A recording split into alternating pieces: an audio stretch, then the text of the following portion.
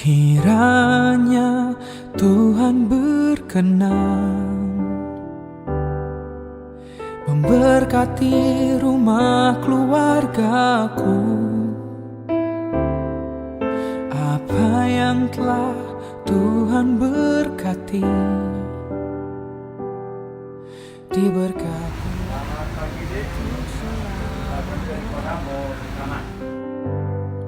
Sebab Tuhan melindungi, Tuhan menyinari dengan wajah-Nya, memberi kasih karunia, damai sejahtera. Tuhan Yesus berkati.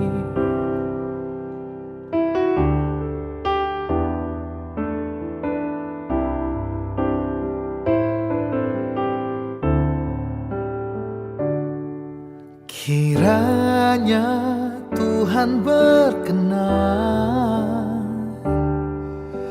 memberkati rumah keluargaku.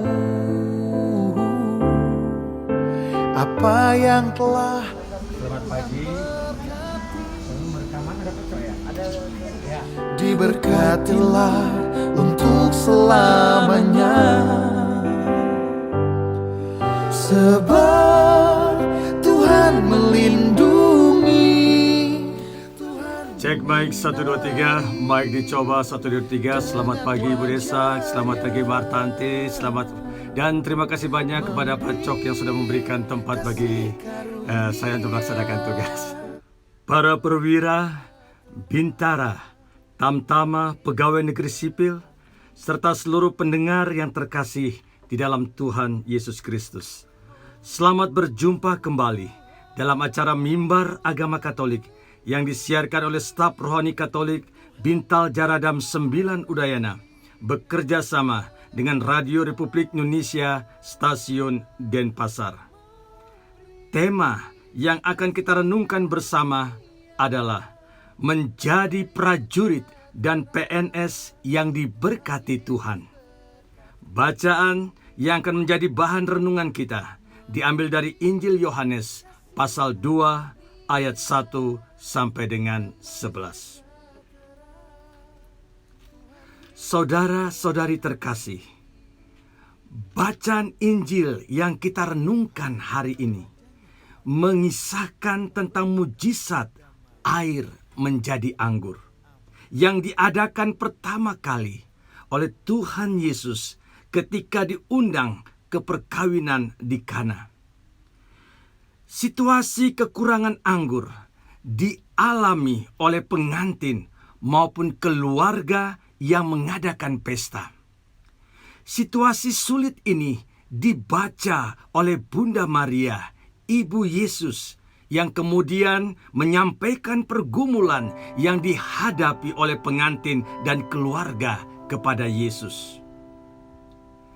Di akhir kisah, kita membaca bahwa Yesus mengubah air menjadi anggur dengan kualitas terbaik. Pengantin dan keluarga merasa bahagia karena tertolong dalam melewati kesukaran yang dialami. Dengan kehadiran Yesus di dalam pesta perkawinan, pengantin dan keluarga diberkati hidupnya. Pertanyaan untuk kita refleksikan. Bagaimana agar kita mengalami hidup yang diberkati? Agar hidup diberkati, langkah pertama yang harus dilakukan oleh setiap kita adalah mengundang Tuhan untuk masuk ke dalam hidup kita masing-masing. Tindakan mengundang ini penting, karena air dapat menjadi anggur dengan kualitas terbaik adalah tindakan mujizat yang dilakukan oleh Tuhan Yesus. Pelakunya adalah Yesus. Air akan tetap menjadi air jika Yesus tidak diundang ke dalam pesta perkawinan di Kana.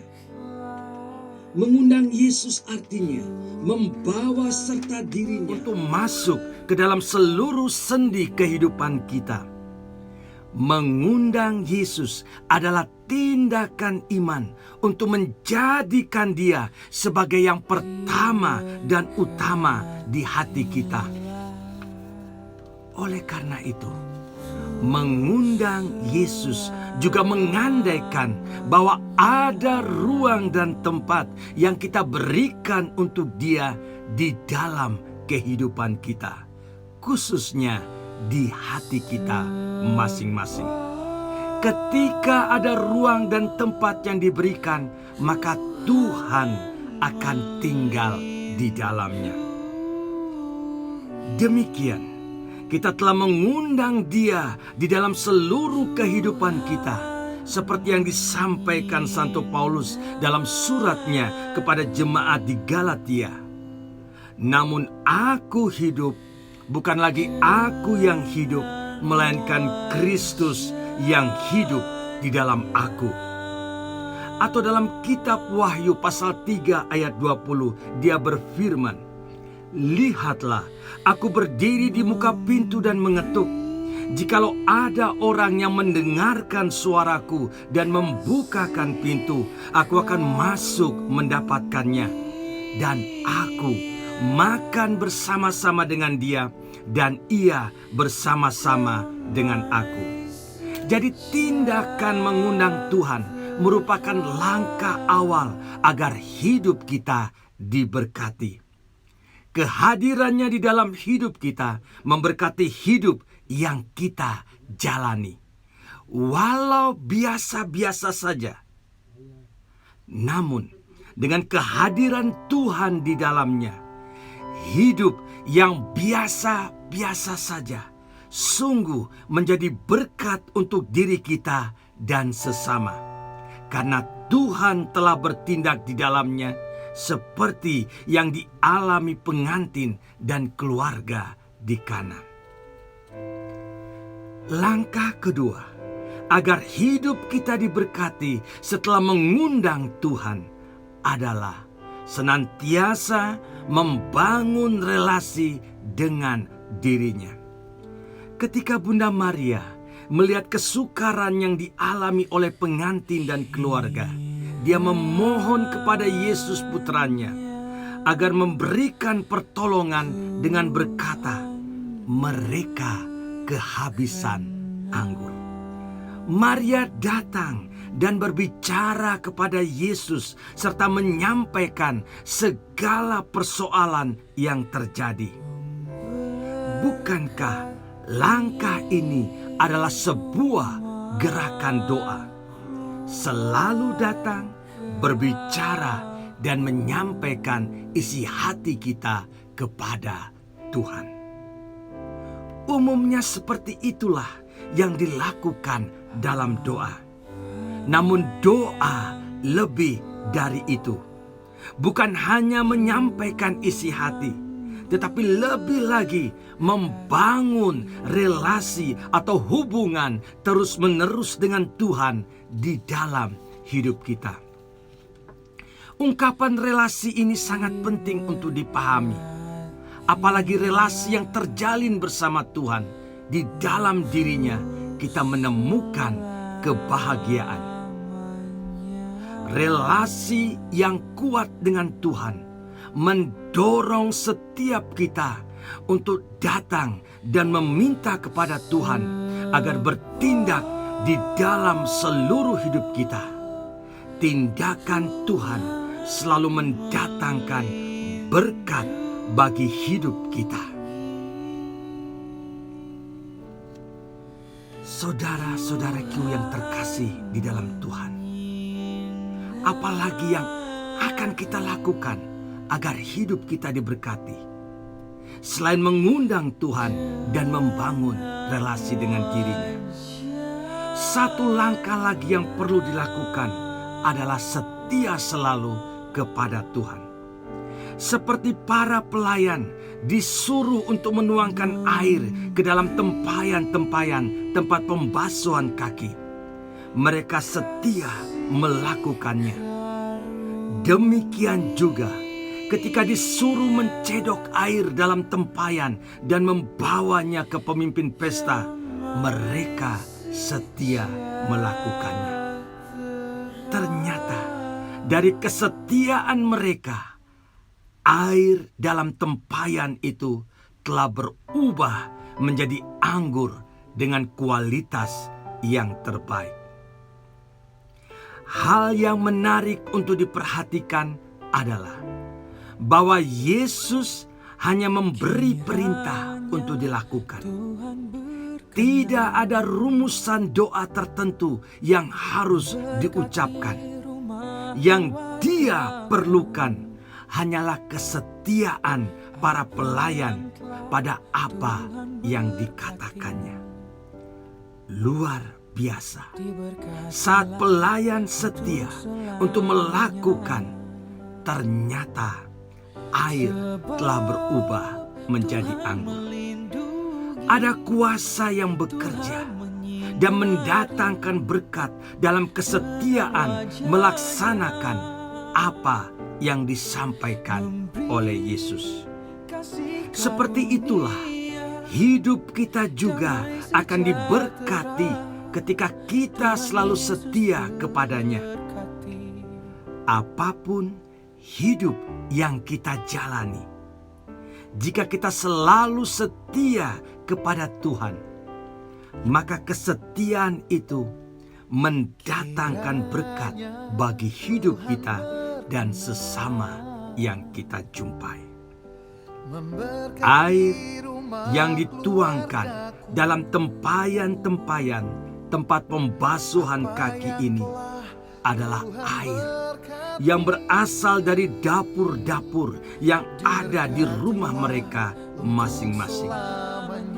Air yang sering digunakan untuk kehidupan sehari-hari. Jadi boleh dikata, air yang sering dialami dan dijumpai sehari-hari. Air yang mungkin keruh karena tanah di kana berkapur. Bukan air mineral yang biasa kita minum sehari-hari yang kualitasnya pasti terjamin bagus. Justru air inilah yang dipakai Yesus dan diubah menjadi anggur yang terbaik, yang menyukakan pemimpin pesta, orang-orang yang diundang, bahkan pengantin dan keluarga. Keajaiban ini meyakinkan kita bahwa ketika Tuhan mengambil sesuatu yang biasa, Dia menjadikan sesuatu yang luar biasa. Yohanes secara khusus menunjukkan tempayan-tempayan air itu untuk upacara penyucian orang Yahudi. Makan dengan tangan yang tidak dicuci adalah tindakan kekotoran batin. Oleh karena itu, setiap kali tamu datang, air dari tempayan-tempayan ini dituangkan ke dalam tangan mereka dalam ritual pembersihan. Yesus mengambil air dari tempayan-tempayan air ini dan mengubahnya menjadi anggur yang terbaik yang pernah dicicipi oleh pembawa acara. Tidak ada yang biasa setelah Yesus menyentuhnya.